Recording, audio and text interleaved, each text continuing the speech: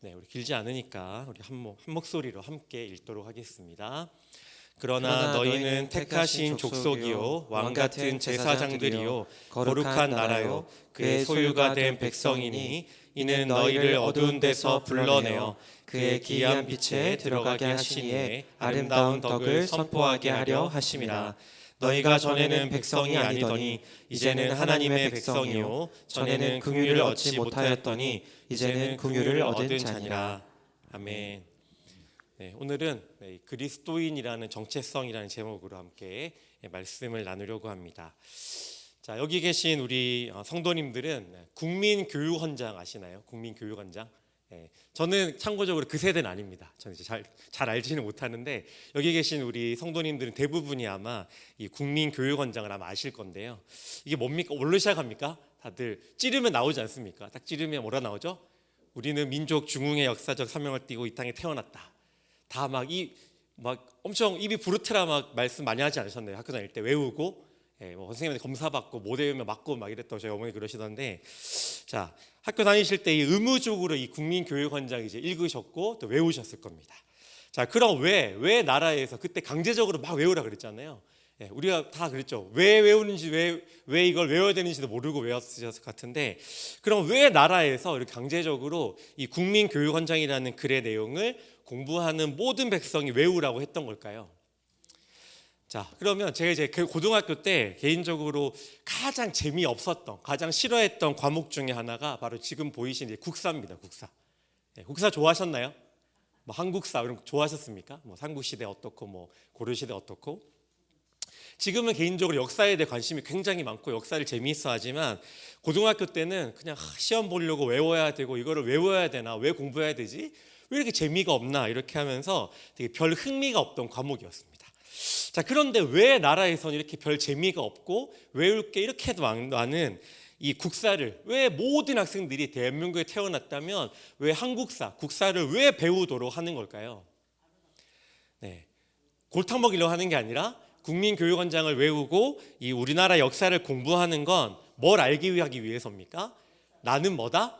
한국인이다. 나는 한국에서 태어난 한민족 한국인이라는 정체성에 대해서 알게 하기 위해서입니다. 자, 정체성은 왜 중요할까요?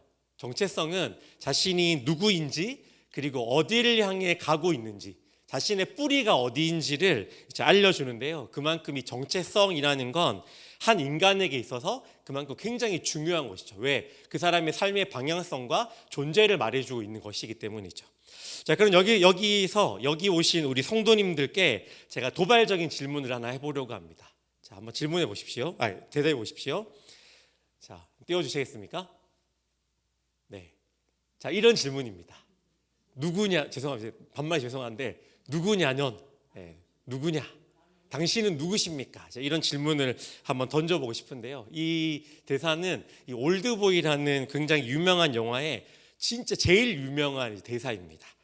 자, 성도님들은 여러분 누구십니까? 어떤 분들이신가요? 자, 여러분은 누구시고 어디서 오셨고 또 어디를 향해 가시고 또 누구 안에 있고 또 무엇을 향해 살아가고 계십니까? 자, 제 소개를 좀 하겠습니다. 뭐 좀 아시겠지만 저는 이제 박종호라고요. 저는 이제 어제 안수를 받은 새내기 목사고, 자, 고향은 경주고 사는 곳은 수원이고 보시는 바와 같이 이제 남자입니다. 자, 처음 하셨나요, 남자가? 자, 이렇게 제 소개를 했는데요. 자, 솔직히 이런 건요, 제가 말씀드렸는데 별로 중요한 게 아닙니다. 자, 저에 대한 이런 정보는 그냥 외적으로 이 박종호라는 사람이 어떤 사람인지 알 수 있는 그냥 뭐 짧은 단편적인 정보에 불과하기 때문이죠. 자, 더 중요한 건 뭐겠습니까? 이런 외적인 정보보다는 제가 무슨 생각을 하고 있는지, 제가 왜 사역자가 됐는지, 무엇에 가치를 두고 살아가는지, 또 누구를 붙들고 누구를 믿고 살아가는지가 훨씬 더 중요한 것이죠. 자, 왜냐하면 그게 뭡니까? 바로 저라는 사람의 이 정체성을 말해주는 것이기 때문입니다. 자, 그렇다면 성도 여러분, 이 한국인이라는 정체성보다, 한국인 아닙니까? 또 안양에도 살고 계실 텐데요. 이 한국이라는 정체성 그리고 안양 시민이라는 정체성보다 훨씬 더 중요한 정체성 뭘까요? 우리 그리스도인은 자, 어떤 사람들일까요? 네, 믿음의 사람들, 네, 좋습니다. 자, 오늘 본문은요, 우리 그리스도인의 정체성에 대해서 아주 잘 말해주고 있는데요. 요즘 우리가 이제 수요예배 시간에 함께 보고 있는 이 베드로서 보게 될 텐데, 이 베드로전서는 누가 쓴 거겠습니까? 그걸 왜 물어보냐? 나 잘 알고 있는데, 이제 표령이신데, 사도 베드로가 쓴 편지인데요. 이 사도 베드로가 이 소아시아에 흩어져 있는 이 믿음의 사람들, 그리스도인들에게 이제 쓴 편지입니다. 자, 이 편지를 쓴 시기가 어떤 시기였냐면, 예수님 오신 후 이 주후 64년부터 68년 사이였을 거다라고 학자들은 추측을 하는데요. 자, 이때가 어떤 시기였을까요? 서기 68년, 64년 이때가 어떤 시기였겠습니까? 이 시기는 이 로마라는 나라가 세상에서 가장 강한 강대국이었는데, 이 로마의 네로 황제가 누구를 핍박했을까요? 예수 믿는 이 그리스도인들에 대해서 엄청난 핍박과 엄청난 박해가 있던 시기였습니다. 예수 믿으면 목이 댕강 잘릴 수도 있는 굉장히 위험한 시기였다는 거죠. 자, 그래서 로마에 있는 이 그리스도인들뿐만 아니라 각 지역에, 이 소아시아 지역에 흩어져 있는 성도들의 뭐가 흔들립니까? 믿음이 흔들리던 굉장히 어려운 시기였다는 겁니다. 자, 베드로는 어떤 사람이었을까요? 베드로의 과거를 아십니까? 베드로는 과거가 있는 사람이에요. 어떤 과거가 있죠? 베드로는 예수님 옆에서 3년 넘게 이렇게 동거동락하면서 예수님과 지냈지만, 예수님이 잡히셨을 때 목숨 하나 부지하려고 어떻게 했던 사람입니까? 죽기 싫어서 예수님을 나 절대 저 사람 저주하면서 나 저 사람 몰라, 절대 몰라, 이렇게 3번이나 부인을 했던 부끄러운 과거가 있는 사람입니다. 그래서 베드로는 마음이 짠함이 있었던 거죠. 어떤 짠함이었을까요? 성도들의 지금 이 로마 황제 네로의 박해로 인해서 성도들의 믿음이 흔들리고 눈앞에 보이는 상황 때문에 낙심하거나 믿음을 잃어버리거나 좌절하지 않기를 바라는 마음이 너무나 컸던 거예요. 그래서 어떤 겁니까? 그런 마음으로, 그런 애틋한 마음으로 성도들이 핍박 가운데 절대 믿음을 흔들리지 않도록, 너희가 어떤 사람인지, 너희가 하나님께서 어떻게 너희를 위해 뭘 행하셨는지, 하나님이 너희를 어떻게 여기시는지, 너희가 믿음을 가지고 어떻게 이 세상을 믿음으로 살아가야 하는지를 용기를 주기 위해, 격려하기 위해서 이 베드로 전서와 베드로 후서를 기록한 것이죠. 자, 그럼 베드로가 오늘 본문에서 말하고 있는 이 그리스도인의 정체성, 이 그리스도인의 정체성은 무엇일까요? 베드로는 이 그리스도인의 정체성을 4가지로 말하고 있습니다. 우리 4가지를 좀 살펴보려고 하는데요. 우리 4가지 정체성이 나타나 있는 구절을 함께 읽도록 하겠습니다. 9절입니다. 함께 읽습니다. 그러나 너희는 택하신 족속이요, 왕같은 제사장들이요, 거룩한 나라요, 그의 소유가 된 백성이니, 이는 너희를 어두운 데서 불러내어 그의 기이한 빛에 들어가게 하신 이의 아름다운 덕을 선포하게 하려 하심이라. 사도 베드로가 말하고 있는 이 그리스도인의 4가지 정체성 중에 첫 번째 정체성은 뭐라는 겁니까? 바로 이 성도들은 하나님께서 어떻게 하신 사람들이다? 택하신 족속이다라는 사실입니다. 자, 그리스도인은 어떤 사람일까요? 그리스도인. 우리가 그리스도인 하면 나 그리스도인이지, 그리스도인 뭐 교회 다니는 사람이고 뭐 예배 참석하는 사람이 구원받은 사람들이지 라고 하는데, 그렇게만 알면 이 겉핥기만 아는 거예요. 너무나 그 그리스도인이라는 이름 안에는 너무나 깊은 의미가 있는데, 오늘 베드로가 말하고 있는 그리스도의 정체성 중에 첫 번째가 뭐라는 겁니까? 택하신 족속이라는 겁니다. 그리스도인은요, 자기의 노력이나 자신의 능력이나 조건이나 힘으로 구원받은 사람들이 아니라는 거죠. 그리스도인은 하나님에 의해서 조건 없이 무조건적으로 어떻게 된 겁니까? 어떻게 됐다? 선택된 사람들이다라는 겁니다. 조건 없이 선택된 거야. 나 너 찜했어, 너 내 거야, 이렇게 조건 없이 선택받은 사람들이라는 거죠. 성도 여러분, 우리는요 언제 구원받았습니까? 예수 그리스도를 구주로 고백할 때 구원받았지만, 그 이전에 우리는요 하나님이 세상을 만드시기 전부터, 창세 전부터 어떻게 하기로 작정되었던 사람들입니까?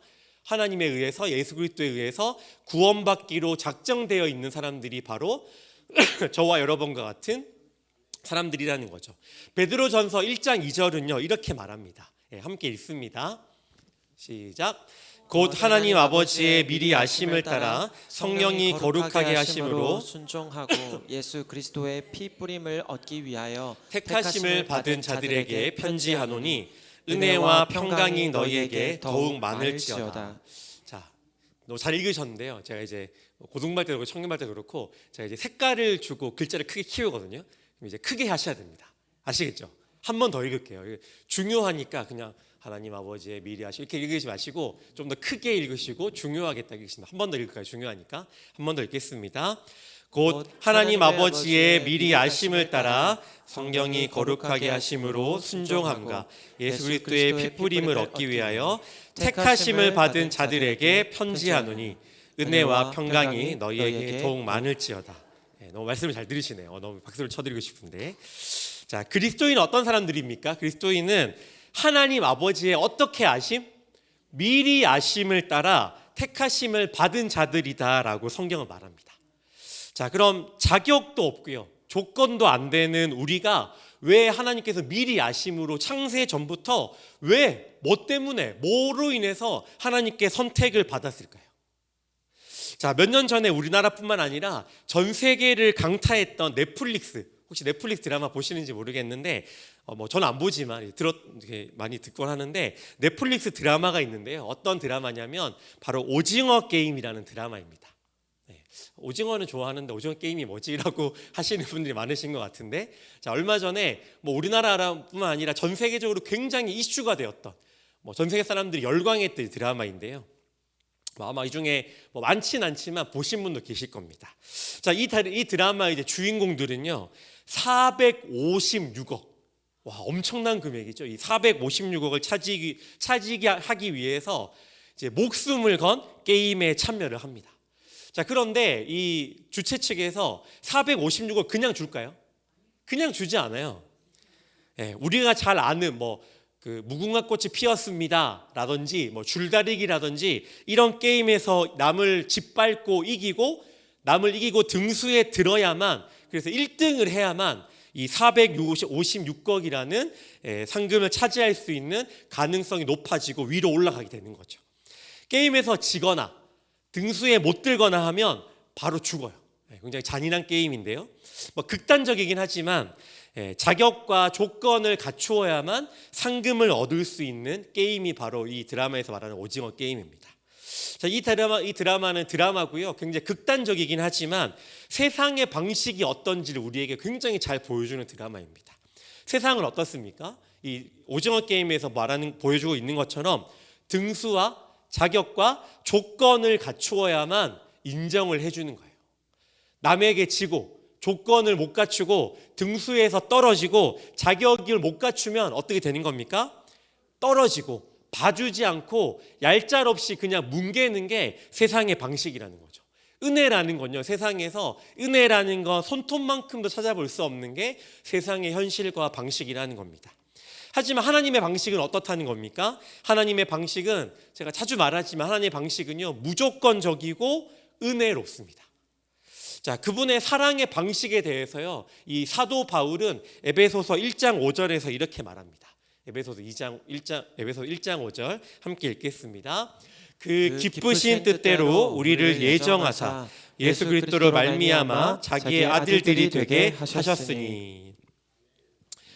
저는 이제 신학을 공부했고요. 신학 오래 공부한 건 아니지만 신학을 공부하고 원래 신학 전공이 아니긴 하지만 대학원에 가서 신학을 전공했는데, 이제 신학을 공부하고 사역자의 길을 걸어가고 있지만 솔직히 말하면 제가 아무리 신학 공부를 열심히 하더라도, 또 아무리 이 성경에 대한 책을 열심히 읽는다고 하더라도, 성경에 대한 연구를 많이 한다고 하더라도 솔직히 말하면 아직 모르겠습니다.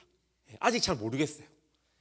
왜 하나님이 자신의 그 하나밖에 없는 아들을 십자가에 내어주면서까지 왜 저 같은 사람을 사랑하셨는지, 왜 아들까지 내어주실 만큼 저 같은 사람을 용납해 주시는지, 저는 아직까지도 아무리 성경 공부를 열심히 해보고 신학 공부를 했지만 아직 잘 모르는 게 사실입니다. 아직 잘 모르겠어요. 성도님들은 어떠신가요? 성도님들은 왜 하나님이 우리를 위해, 나를 위해 아들을 내어주시고 십자가 못 박혀 돌아가게 하시고 왜 나같이 죄가 많은 사람을 용납하셨는지 다 아십니까? 전부 다 아십니까? 뭐 저도 마찬가지지만 우리 다 모를 거예요. 왜 그러셨는지, 얼마나 그 사랑이 놀랍고 큰지를 우리는 상상할 수도 없는 거죠.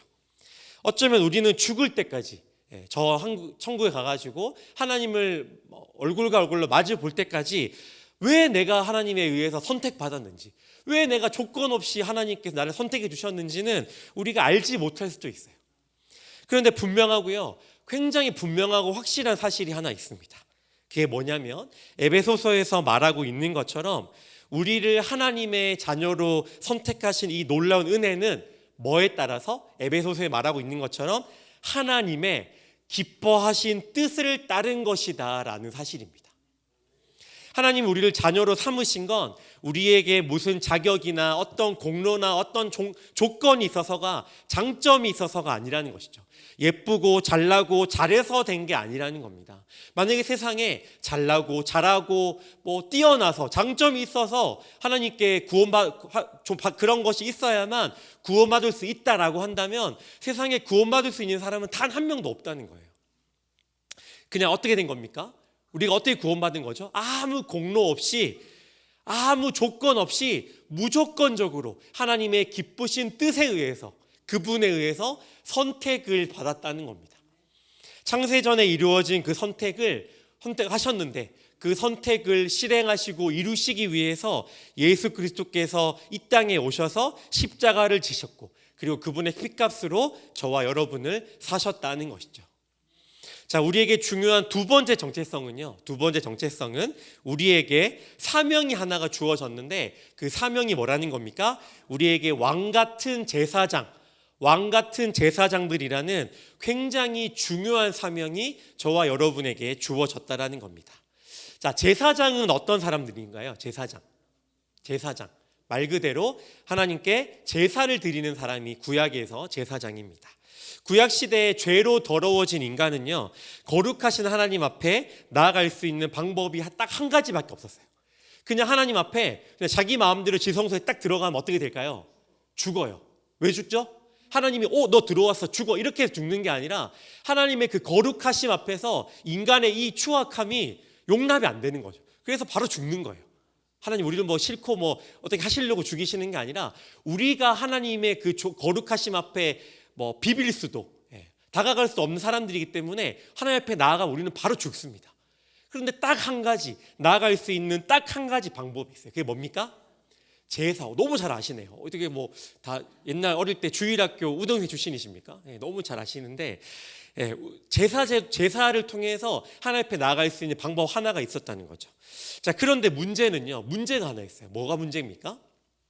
누구나 아무렇게나 마음에 그렇게 있다고 해서 누구나 아무렇게나 제사를 드릴 수는 없었다는 겁니다.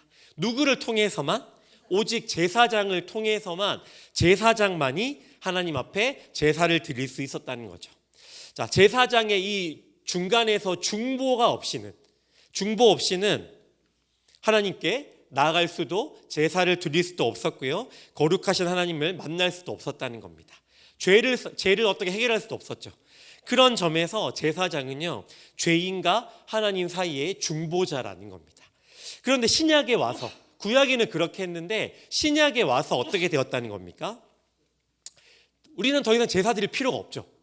여기 오실 때 소 한 마리 끌고 오셔가지고 목사님한테 자 이거 제사 드려주시고요 이렇게 하십니까? 그럴 필요 없어요. 왜? 그런 번거롭고 귀찮고 돈 드는 일 할 필요 없습니다. 왜요? 신약에 와서는 대제사장이신 예수께서 십자가를 통해 이미 우리와 하나님 사이에 깨진 것들과 또 가로막힌 것들을 전부 다 십자가에서 단번에 어떻게 하신 거죠? 해결하셨기 때문입니다. 그리고 교회와 성도들을 그렇게 함으로써 뭘로 우리를 부르신 겁니까? 세상과 하나님 사이에서 이 제사장의 역할을 할 수 있는 왕 같은 제사장으로 불러주셨다는 겁니다. 그냥 예수 믿고 끝, 너희 그냥 거룩하게 살려고 노력해, 이렇게 한 것이 아니라 우리를 세상과 하나님 사이에서 중보자의 역할을 할 수 있는 뭘로? 제사장의 그 귀중한 역할로, 그 귀한 역할로 저와 여러분을 불러주셨다는 것이죠. 예전에는 특별한 사람만, 선택된 사람만이 할 수 있던 이 선택된, 이 중요한, 이 구별된 일을 예수 그리스도를 통해서 그분을 믿기만 하면 어떻게? 제사장의 역할을 할 수 있는 너무나 놀라운 특권이 우리에게 주어졌다라고 베드로는 말하고 있는 겁니다. 자, 세 번째 중요한 정체성은요, 바로 어떻게 구별되었다? 거룩한 나라로 구별이 되었다라는 겁니다.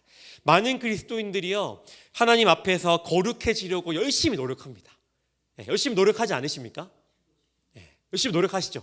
죄를 하나님 새벽에 나오셔가지고 하나님 제가 어제 저런 죄를 지었는데 입술로 어떤 죄를 지었는데 하나님 회개합니다. 저를 거룩하게 해주시고 예수 그리스도 보혈로 저를 거룩하게 만들어주세요 하고 자주 하시지 않습니까? 예배에 와서 또 예배 잘 드리고 오늘 찬양 좀 은혜로웠어, 말씀도 좀 은혜로웠네 하면 집에 갈 때 뭔가 좀 한 20% 거룩해진 것 같고 약간 기분이 좀 이렇게 좀 좋아지면 막 그런 경험 있으시죠? 자, 우리는 하나님 앞에서 이런 행위를 통해서 예배나 기도나 찬양이나 하나님과의 관계를 통해서 무엇을 함으로 인해서 거룩해지려고 노력합니다. 자, 좋은 거예요. 예배도 드리는 거 너무 좋고요. 회개하시고 기도하는 거, 말씀 보시는 거 너무나 좋습니다. 자, 하나님 앞에서 우리는 거룩해지기 위해서, 하나님 앞에서 부끄럽지 않기 위해서 열심히 어떤 행위를 통해서 열심히 노력을 합니다. 나쁜 건 아닙니다. 자, 물론 하나님 앞에서 거룩한 성도로 살기 위해서 열심히 노력하고 힘쓰고 싸우고 힘쓰는 건요, 너무나 권장할 만한 좋은 일입니다. 자, 그런데요, 그러기 이전에 우리가 반드시 짚고 넘어가야 하고 알아야 하는 너무나 중요한 사실이 하나 있습니다. 그게 뭐냐면요, 그림 띄워주시겠습니까? 예수를 믿는 우리는요, 혹시 그 전에 그림 하나 띄워주시겠습니까? 그 전에 그림 안 띄워진 것 같은데, 그 전에 그림. 우리는 이렇게 계속 거룩해질 거야, 거룩해져야 돼, 거룩해져야만 하나님이 나를 사랑해 주시고 가까이 갈 수 있어, 이렇게 하지만 어떻게 되었다는 거죠? 다음 그림이요. 우리는 어떻게 됐다는 겁니까? 이미 우리가 노력하지 않아도, 힘쓰지 않아도, 신경 쓰지 않아도 이미 우리는 예수를 믿고 예수 그리스도를 통해서 어떻게 됐다는 겁니까? 이미 하나님 앞에서 거룩해졌다는 거죠. 우리의 어떠함을 통해서 박종호 너 보니까 요즘 좀 잘 살았어, 회개도 좀 많이 하더라, 너 거룩해졌네, 이렇게 하신다는 게 아니라 제가 아무리 거룩하게 살지 못하고 피폐해지고 이렇게 내놓을 게 없지만 누구를 통해? 예수 그리스도를 통해 하나님께서 예수님을 보시고 너 자격은 없지만 너 거룩해지고 구원받았어라고 해주신다는 것이죠. 우리는 어떤 사람들이라는 겁니까? 어떤 노력을 통해서가 아니라 예수 그리스도를 믿고 그리스도인이 되었다는 것 그 자체로 저와 여러분은 뭐가 되었다? 거룩해진 그리스도인, 거룩해진 사람들이 되었다라는 사실입니다. 성도 여러분, 하루하루를요, 거룩을 위해서 몸부림치는 거 너무나 필요하고 중요합니다. 그렇게 하셔야 됩니다. 하지만 우리가 그 전에 잊지 말아야 하는 것은요, 우리는 이미 예수로 인해서 거룩해진 사람들이다라는 너무나 중요한 사실입니다. 거룩해졌다라는 건요, 따로 구별되었다라는 의미인데요, 성도들은 이 땅에서 이 땅에 두 발을 붙이며 살아가지만, 이 대한민국의 국민으로, 이 안양 시민으로 이 땅에서, 이 세상에서 살아가지만 주소는 다 안양시 만안구 석수동이시지만 사실은 우리는 어디에 속해 있다는 겁니까? 구별되어서 거룩한 하나님 나라에 속해 있는 사람들이란 사실을 우리가 잊지 말아야 한다는 것이죠. 제가 예전에 이제 4년 전에 이스라엘로 배낭여행을 갔던 적이 있습니다. 제가 이제 갈릴리 호수에 가가지고, 갈릴리 호수에 가면 갈릴리 호수 이제 위쪽에 보면 베드로의 집터가 있어요. 베드로의 집이 있진 않아요. 그냥 집터로 추측되는 이제 집터 위에 이렇게 있고, 베드로가 이렇게 창 하나 들고 이렇게 서 있거든요. 자, 제가 이제 거기서 보고 이렇게 갈릴리 호수를 향해서 막 묵상을 하고 이렇게 묵상을 하고 있는데, 이제 그곳에 오는 사람들은 대부분 그리스도인들이에요. 천주교인들이거나 아니면 종교의 사람들이거나 이제 개신교인들, 그런 사람들이 대부분 성지순례로 이제 갈릴리 호수 이스라엘에 옵니다. 그곳에서 이렇게 호수를 바라보면서 묵상을 하고 있는데 어떤 미국인 부부가 저에게 이제 다가오면서 저에게 이제 좀 이렇게 물어보는 거예요. 한국어로 물어보면 좋은데 영어로 물어보더라고요. 아주 힘들었습니다. 자, 그러나 너무나 쉬운 영어. 저한테 이렇게 외국 나가면 친해지려면 한 가지밖에 없어요. Where are you from? 이거면 다 친해집니다. 자, 어디서 왔어? 저한테 물어보더라고요. 동양인이 거의 없는데 동양인이 있으니까 이제 물어보는 거죠. Where are you from? 해석하자면 너는 어디서 왔냐? 어디서 왔습니까? 라는 이제 질문인데요. 너는 어느 나라에 속해 있냐? 뭐 이런 질문입니다. 그런데 보통 이렇게 물으면 어떻게 대답합니까?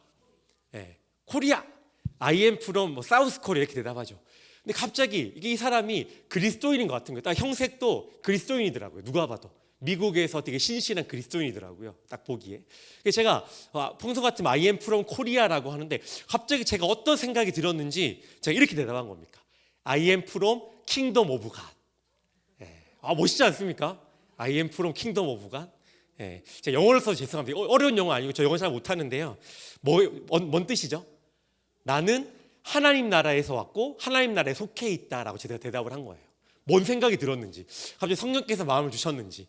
그 사람들이 막 박수 이렇게 하더라고요. 제가 그래서 했는데, 자 갑자기 그분들에게 제가 그런 마음이 들었던 거예요. 내가 동양인처럼 보이지만 한국 아니면 중국, 일본에서 왔다고 너희들은 생각하겠지만 나는 하나님 나라에 속해 있는 사람이다라고 그 사람들이 고백하고 싶었던 거예요. 자, 성도 여러분, 하나님 나라에 속한 거룩한 이 백성으로의 정체성은요, 이 세상 나라에 속한 정체성보다 어떻게 됩니까? 우선하는 거예요. 다 대한민국 국민이시고 안양 시민이시지만 그것은요, 우리가 하나님 나라의 백성이다, 하나님 나라 시민이다라는 것에 비해서는 뒤에 있는 거예요. 그것에 비해서는 덜 중요한 겁니다. 우리는 대한민국 사람, 안양 시민, 석수동 주민이라는 정체성을 가지고 있지만 오늘 본문에 나오는 것처럼 그리스도께 속한 거룩한 나라요, 거룩한 백성이다라는 정체성이 그것보다 훨씬 더 앞선다는 것이죠. 그래서 예수 믿는 성도는 어떤 사람들입니까? 세상 사람들과 구별된 가치관과 구별된 생각, 구별된 삶의 방향성으로 거룩한 삶을 살아가는 사람들이, 그렇게 구별되어진 사람들이 바로 저와 여러분과 같은 그리스도인이라는 겁니다. 자, 9절에서 사용된 이 소유라는 단어에 해당하는 헬라어는요, 폴리페이에신이라는 단어인데요. 죄송해요, 제가 영어 쓰고 막 이 헬라어서 죄송한데 그게 중요한 건 아니고요. 이 단어와 똑같은 단어의 히브리어는 세굴라라는 단어입니다. 자, 그런데 이 세불라라는 단어는요, 또 어떤 특별한 대가를, 값을 주고 얻은 값진 재산, 특별한 보물이라는 단어입니다. 자, 이게 쓰여 있는 단어는요, 이 구약에서 이렇게 쓰여 있는데요, 신명기 7장 6절에 보면 이렇게 쓰입니다. 이 단어는 함께 읽습니다. 너는 여호와 내 하나님의 성민이라, 내 하나님의 여호와께서 지상 만민 중에서 중에서 너를 자기의 기업의 백성으로 택하셨나니. 여기서 자기 기업의 백성으로 택하셨다라고 할 때 쓰여진 단어가 바로 이 세굴라라는 단어예요. 자, 여기서 자기 기업의 백성이라는 말은요, 암세굴라라는 단어인데 직역하면 이런 거예요. 보물의 백성, 보물 같은 백성이라는 뜻입니다. 자, 무슨 뜻입니까? 그리스도인의 정체성은 하나님께 어떤 존재라는 거예요? 하나님께 보물 같은 존재다라는 뜻입니다.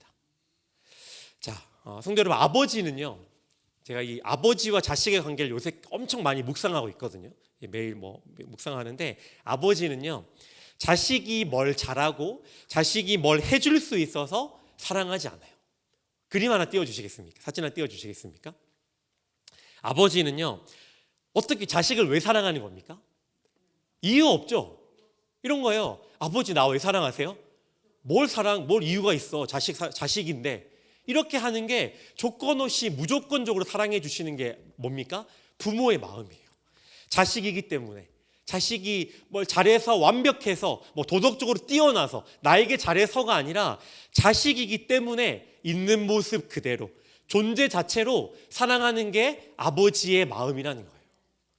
하나님은 우리에게 무엇을 바라고 기대하셔서 우리를 구원해 주시고 사랑한 게 아니라 우리가 하나님께 아까 말씀드린 것처럼 너무나 소중한 보물과 같은 존재이기 때문에, 보물과 같은 자녀이기 때문에, 그래서 우리를 조건 없이 구원하고 사랑해 주신다는 겁니다.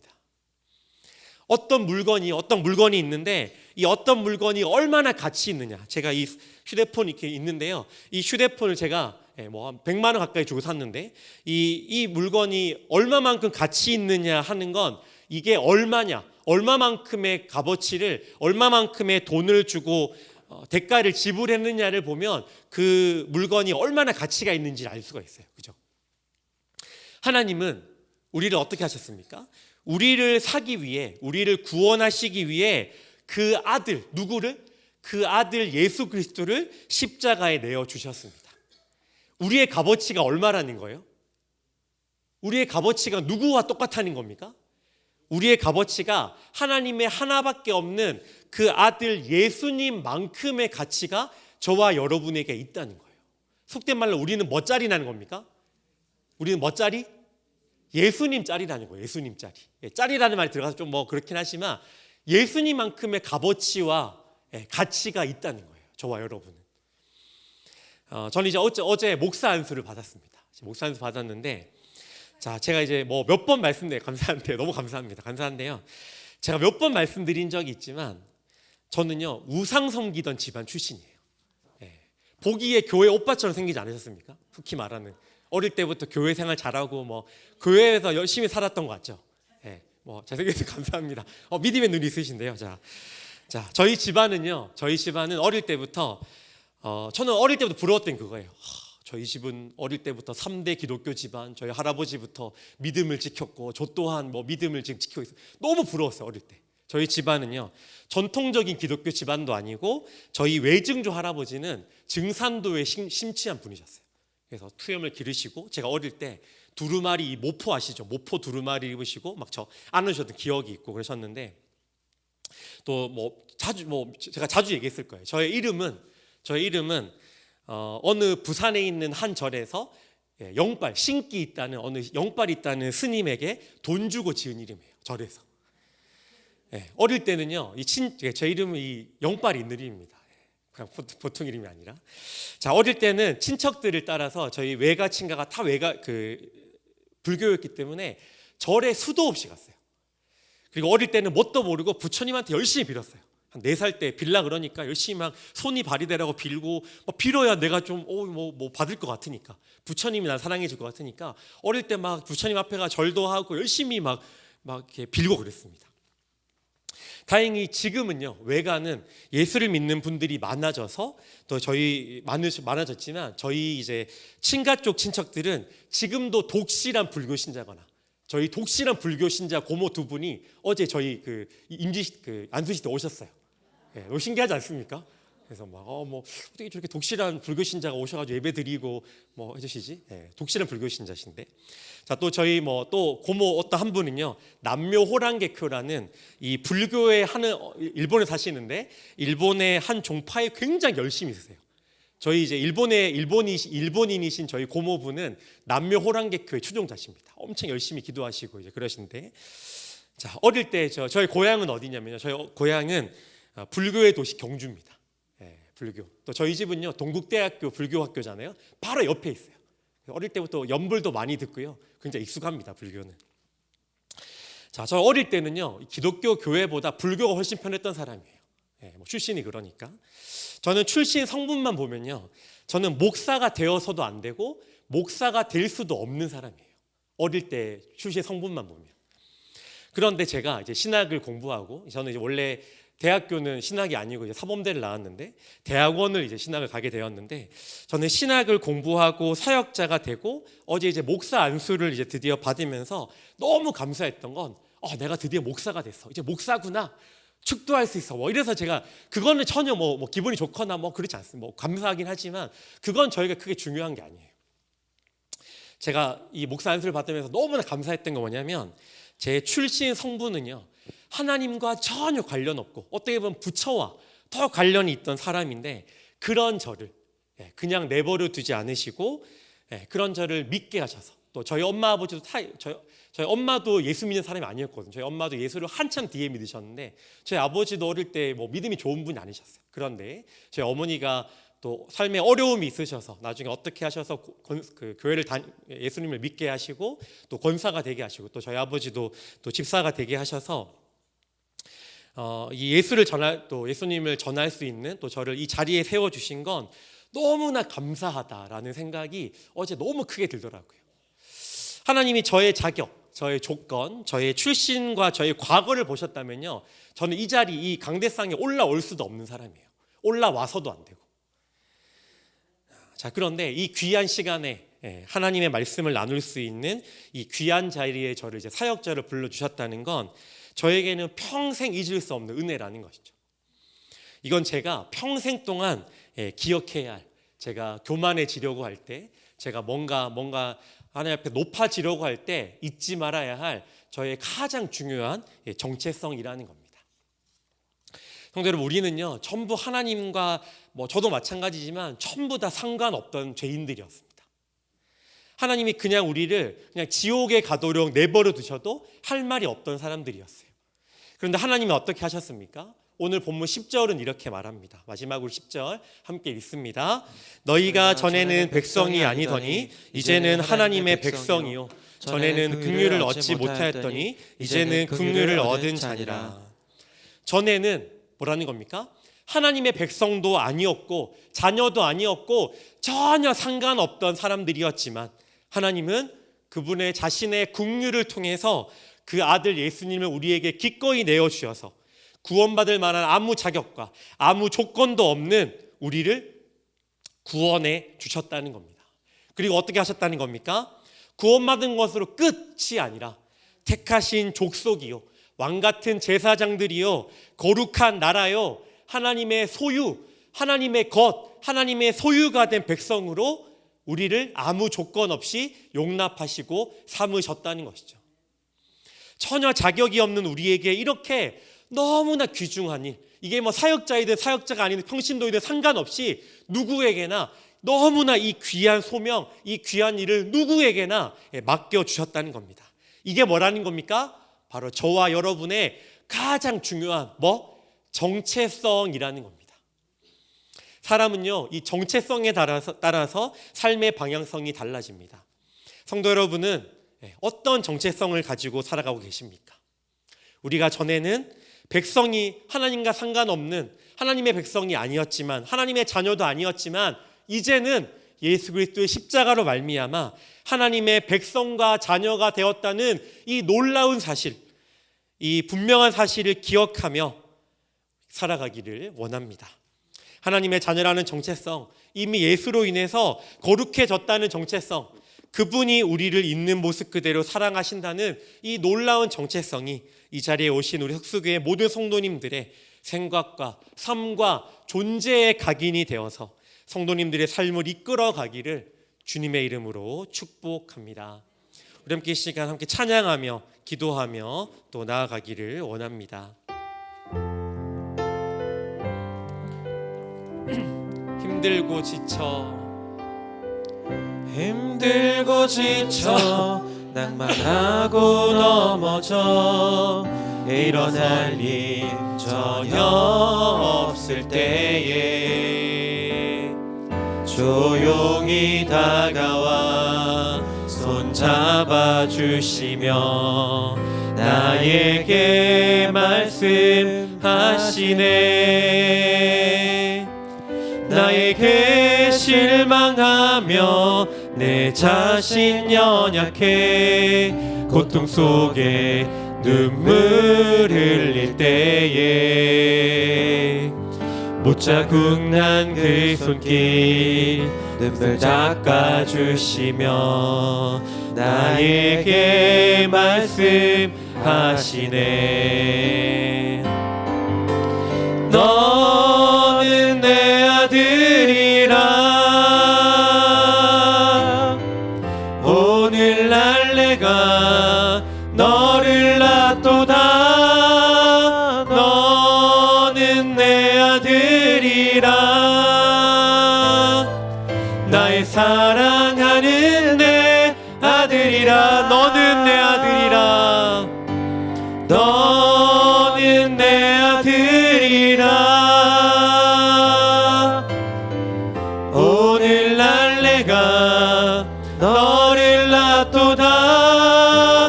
너는 내 아들이라.